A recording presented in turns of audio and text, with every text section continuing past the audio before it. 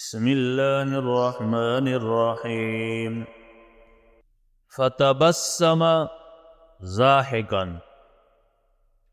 پس ہنس کر مسکرائے، من قولہا، اس کی بات سے، وقال رب اوزعنی، اور کہا اے رب قسمت میں دے مجھے، ان اشکر نعمتک، یہ کہ شکر کروں میں تیری نعمت کا، التی انعمت علی، وہ نعمت جو تو نے میرے اوپر کی ہے، وعلی والدی، اور جو میرے والدین پہ تو نے نعمت کی ہے، وان اعمل صالحا ترضاہ، اور یہ کہ میں نیک کام کروں وہ جو تجھے پسند ہو، وَأَدْخِلْنِي بِرَحْمَتِكَ فِي عِبَادِكَ الصَّالِحِينَ، اور داخل کر مجھے اپنی رحمت میں تیرے نیک بندوں میں سے۔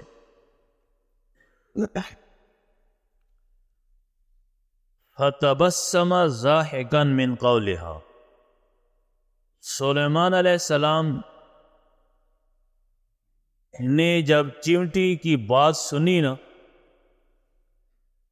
کہ دور سے سلیمان علیہ السلام لشکر سمیت آ رہے، تو چیونٹی نے جب باقی چیونٹیوں کو خبردار کر کے اعلان کر دیا کہ سلیمان علیہ السلام لشکر سمیت آ رہے ہیں، تو وہ لاشعوری طور پر تمہیں کہیں پاؤں کی نیچے رون نہ ڈالے، لہذا آپ سارے اپنے گھروں میں داخل ہو جاؤ۔ وہ لاشعوری کی طور پہ کہیں تم اس لشکر اور سلیمان علیہ السلام کے پاؤں کی نیچے رون نہ ڈال جاؤ، پیچھے نہ جاؤ گے۔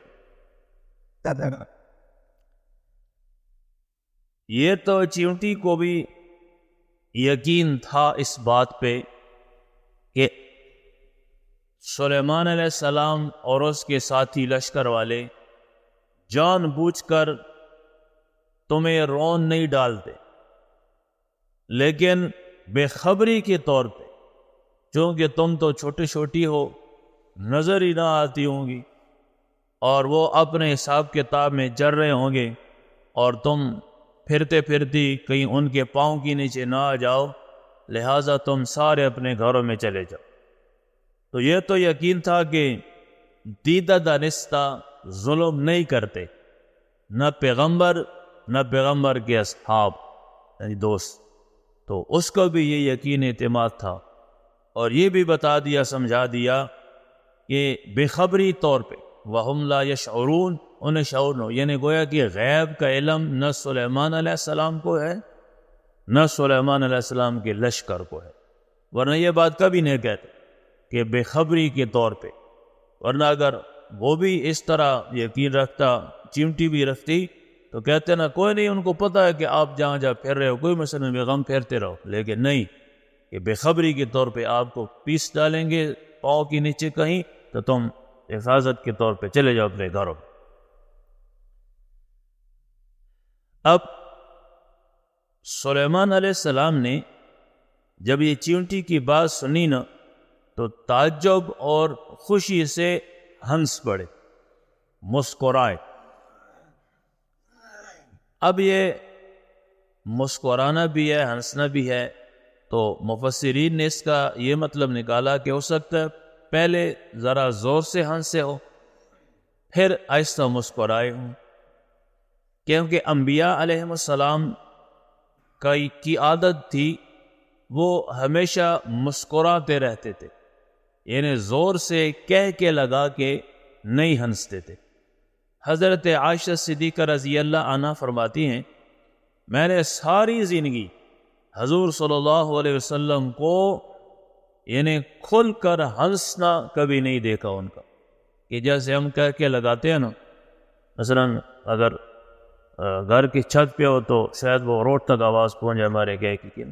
اس طرح وہ انبیاء علیہ السلام نہیں ہنستے، بلکہ ہمیشہ مسکراہٹ کے ساتھ واسطے۔ اور حدیث میں آتا ہے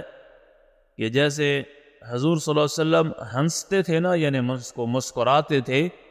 تو ان کے دانت اس طرح چمک کے چمکیلے ہو جاتے تھے کہ بندہ کہتا ہے بس دیکھتے ہی رہو ان کی مسکراہٹ، یعنی وہ جس وقت دن ظاہر ہو جاتے تھے تو اتنے سفیدی سے چمک اٹھتے تھے کہ بندے کا دل ہی نہیں کرتا تھا کہ ان کی دانتوں سے مسکراہٹ سے نظر ہٹا دو، اتنے خوبصورت لگتے تھے مسکرا کر حضور صلی اللہ علیہ وسلم۔ تو کتنے خوش قسمت صحابہ ہیں کہ حضور صلی اللہ علیہ وسلم کو مسکراتی بھی ان کو دیکھا اور آنسو بہاتی بھی صحابہ نے حضور کو دیکھا، کتنی خوش قسمتی تھی صحابہ۔ قیامت کے دن بھی جنتیوں کو اللہ کے نبی جنتیوں کو جو اپنی امتیوں کو دیدار کرائیں گے جنت کے اندر لوگ، لیکن اس کے لیے بھی تھوڑی سی محنت کرنی پڑے گی، اپنی مرضی جو ہے وہ سنت اور حضور صلی اللہ علیہ وسلم کے سنت کے مطابق اپنی مرضی بنانی پڑے گی۔ شیطان والی مرضی نہ چلنے دینا جسم پہ، تو یہ ساری نعمتیں، اللہ کا دیدار بھی، نبی پاک صلی اللہ علیہ وسلم کا دیدار بھی، صحابہ کا، نیک لوگوں ولیوں کا، سب کا دیدار ہوگا، لیکن اس کے لیے تھوڑی سی تیاری اور چل کر زندگی گزارنی پڑے گی، صبر کی زندگی گزارنی پڑے گی، سوچ سمجھ کے۔ تو سلیمان علیہ السلام ہنس پڑے خوشی کی وجہ سے، تعجب بھی ہوا کہ اس چیونٹی میں باقی چیونٹیوں کی کتنی خیرخواہی درد دل ہے اس کے دل کے اندر، کہ سب کو محفوظ کرنے کے لیے، سب کو خبردار کرنے کی اعلان کر رہے کہ ادخلوا مساکنکم، اپنے گھروں میں داخل ہو جاؤ۔ تو گویا کہ یہ خیرخواہی چیونٹی کی اللہ کو اتنی پسند آئی کہ قرآن کے اندر ذکر ہوا، پوری سورت ہی اس چیونٹی کے نام پہ اللہ نے نازل کر دی خیرخواہی کی طور۔ اور پھر فرمایا رب اوزعنی ان اشکر نعمتک التی انعمت علی۔ سلیمان علیہ السلام فرمایا کہ یا اللہ مجھے میری قسمت یہ بات بھی لکھ دے کہ جو نعمتیں تو نے مجھے دی نا، اس کا میں شکریہ ادا کرتا رہوں، بس یعنی میری زبان پہ تیرا شکر کا لفظ ہر وقت آتے رہے، یعنی شکریہ ادا کرتا رہوں جو تو نے میرے اوپر فضل کیا ہے۔ فضل کیا؟ کہ ہوا پہ حکومت دی ہے، یہ اللہ کا شکر، یعنی اللہ کا فضل ہوتا ہے نا۔ جنات پہ جو جس میں سرکش شیاطین ہوتے ہیں وہ کس کی بات مانتے ہیں، لیکن سلیمان علیہ السلام کی وہ بات مانتے تھے، تابع۔ ہوا پہ حکومت، جنات پہ، انسانوں پہ، پھر بڑے بڑے درندوں چرندوں پرندوں کی حکومت جو ہم اس کو دیکھ کر ہی بھاگ جاتے، یعنی یہ فیس بک کو بھی نہیں دے سکتے ڈراؤنی صورتیں درندوں پرندوں کی، لیکن سلیمان علیہ السلام یہ اشارہ کرتے تو یہ درندے سامنے آ جاتے۔ انہیں کتنی اللہ کی مہربانی ہے نا، سلیمان علیہ السلام پہ فضل ہوا۔ تو سلیمان علیہ السلام فرمایا کہ اللہ جو آپ نے مجھ پہ نعمتی دی ہے نا، عطا کی ہے، مجھے اس کا بھی میرے قسمت میں لکھ دے کہ میں اس پر بھی آپ کا شکریہ ادا کرتا رہوں، اور جو میرے والدین پہ تو نے کیے نعمتیں ان کا بھی شکریہ، اور وَأَنْ أَعْمَلَ صَالِحًا تَرْضَاهُ، یہ بھی اے اللہ میرے قسمت میں لکھ دے کہ میں وہ اعمال کروں جو تجھے پسند آتے رہے، انہیں تیرے مرضی کے خلاف میرے وجود سے، جسم سے کوئی کام ایسے نہ نکلے، ایسے کام سرزد نہ ہو جو تجھے وہ میرے کام پسند نہ آ جائے۔ تو یہ گویا پیغمبر ہے، لیکن کتنی عاجزی والی دعائیں اللہ سے مانگ رہے، اور نیک کام کے بعد اللہ سے دعا مانگنا انبیاء علیہ السلام کی سنت ہے۔ جو بھی نیک کام ہو جائے، کیونکہ ضروری نہیں ہے کہ ہم کوئی بھی نیک کام کرے اور اللہ اس کو لازمی قبول کرے، یہ اللہ ہمارا کوئی اس پابند نہیں ہے، اللہ کی مرضیاں قبول کرے نہ کرے۔ ابراہیم علیہ السلام، اسماعیل علیہ السلام دونوں نے جب خانہ کعبہ کی تعمیر فرمائی تو پھر آخر میں یہی دعا کی، ربنا تقبل منا انک انت السمیع العلیم، اے اللہ یہ جو خانہ کعبہ ہم نے تیار کر لیا نا، اب اس کو ہماری طرف سے آپ قبول بھی کر لے، یعنی عمارت قبول بھی کرے تیری رضا کے لیے، یعنی تیری خوشنودی کے لیے سر۔ تو نیک کام کے بعد اللہ سے دعا بھی مانگنی چاہیے کہ اے اللہ یہ جو ہم نے نیک کام کیا نا، اس کو آپ قبول بھی کر لے پھر، کیونکہ اللہ ہمارا پابند نہیں ہے کہ وہ ہم کوئی بھی نیک کام کرے وہ قبول کرے، بلکہ عاجزی کے ساتھ اللہ سے دعا بھی مانگنی چاہیے کہ اللہ قبول فرما دے۔ لیکن دعاؤں کا اپنا اپنا وقت بھی ہوتا ہے، کوئی دعا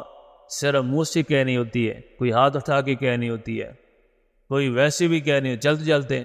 مثلا اب کھانا کھاتے ہو تو پہلے ہاتھ اٹھا کے دعا کرتے، کوئی بھی نہیں کرتا، بس شروع کرتے بسم اللہ وعلی برکت اللہ، بس دعا کے بعد اذان کے بعد جو دعا مانگی جاتی ہے اس کے لیے ہاتھ اٹھانا کوئی ضروری نہیں ہے۔ مسجد میں آتے ہو اللہم افتح لی ابواب رحمتک کا پہلے مسجد گیٹ سے کھڑے ہو کے ہاتھ کھڑے کر کے دعا مانگتے، کوئی نہیں مانگتا، اسی طرح بس آ جاتے،